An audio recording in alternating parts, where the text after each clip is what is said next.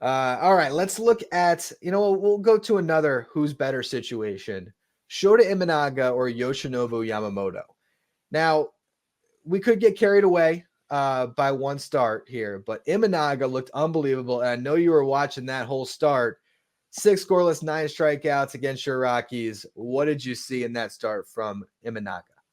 Yeah, was incredible, right? Split finger sinking, just a lot of swing and misses there for Imanaga against the Rockies squad that is very much pressing right now. You've seen it through the entire series with Chicago making 2 errors on one play, and it's been a rough go for the Rockies. But all credit to Shota Imanaga, making not just his Wrigley Field debut, but his big league debut there, and was just incredible. I mean, he's the guy that started the final game of the World Baseball Classic, so a little bit more of a veteran guy that might not have the same upside as a Yoshinobu Yamamoto, but still one of those steady hands. I mean, you can even think about Tanaka coming over from the Yankees. He was a little bit older, but just was so incredibly steady that you could almost rely on this guy for another decade. I think he went back to Japan and continued to play because he's like, I've kind of proven everything I needed to in the U.S. I know I can hang.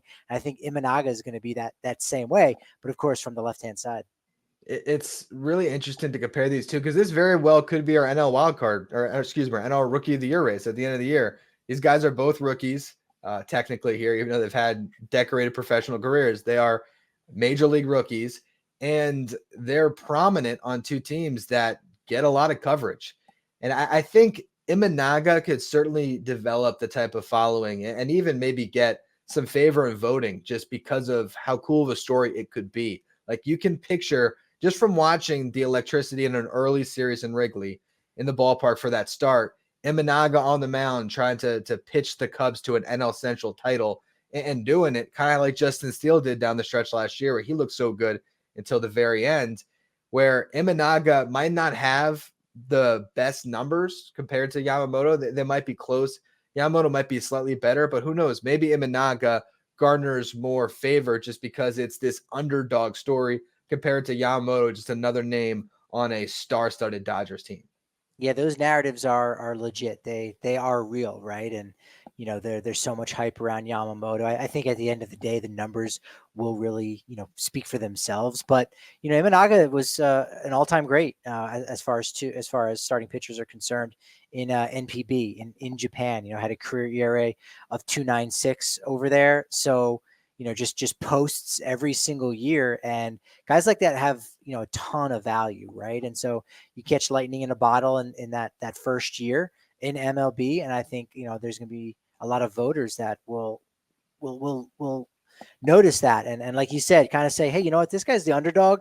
You know what, I want to maybe give him a little bit more credit than the $325 million man in LA. For sure. And I think when we're really getting down to who's the better pitcher, just because of the track record that Yamamoto has, there's a reason he got paid that. It's hard for us to say after one start against the Rockies, Imanaga's the better pitcher. I think he's maybe the better story. And I think he's also, in some ways, the better contract in the sense that the Cubs didn't take a lot of risk there. I mean, in fact, they got a pretty friendly deal with the way it's structured, where it's kind of short term. I think he can opt out, but there's vesting innings and stuff that'll make it a longer deal. And he might end up, being on the team for, I think, 5 or 6 years instead of, I think, the 3-year original commitment. But, Yamamoto, they attached themselves to him for a decade plus here. I don't think it's going to go sideways. I can't overreact to the start and soul, but I'm going to be really fascinated to watch these two throughout the year because I think this is the one year where Imanaga can hang with Yamamoto. I think Yamamoto will eventually settle in, and years 2 through 6, there's probably going to be no question who the best pitcher potentially in the National League is. He might be that good. But for this one season, Imanaga could very well challenge him. Yeah, we've got an article coming out on Just Baseball later today about who the ace of the Dodgers is. And of course, Yamamoto's in that conversation. To your point, next season, Walker Buehler, does he come back in as a free agent as well as Clayton Kershaw? We know Glasnow is going to be there.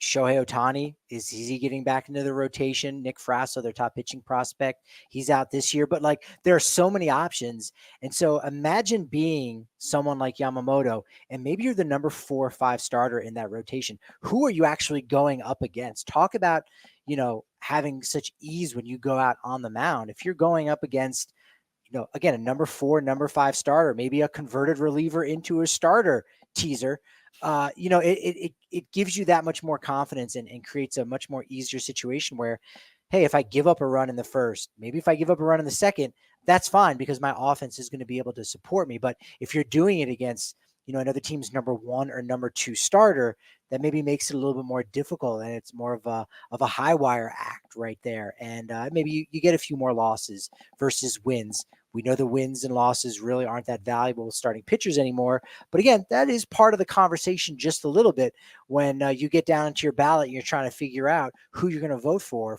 Cy Young Award. So you're right. I think this year is kind of that one for Imanaga to, if he's going to be better than Yamamoto, this is going to be that year.